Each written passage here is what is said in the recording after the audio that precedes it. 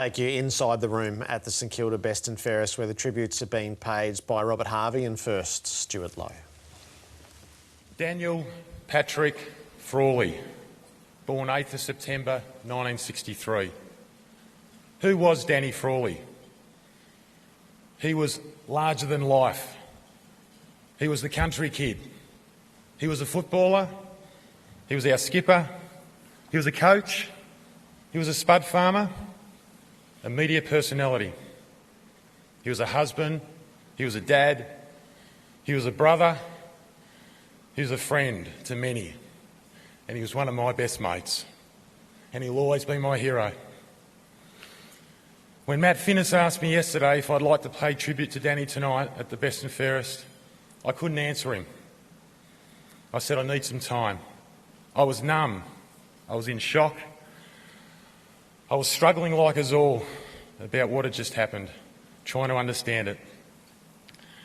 But after an hour or so by myself, I started to think, what would Spud want?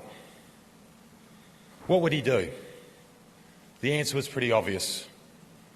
Put your suit on, roll up your sleeves and get the bloody job done. That's just who he was.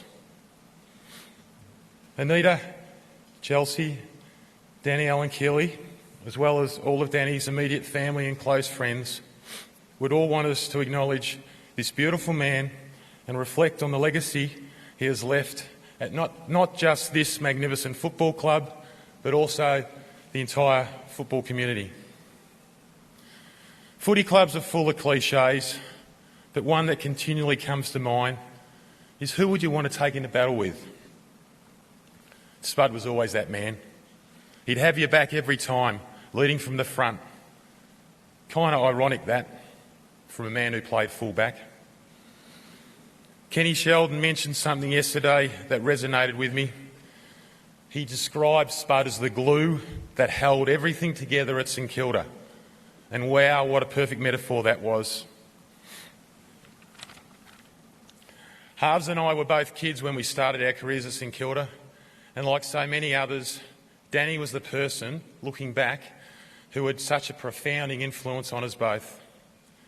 He helped shape us into the men we both are today. He taught us how to compete. He had enormous empathy. He had an insatiable hunger to drive himself to be the best he could be.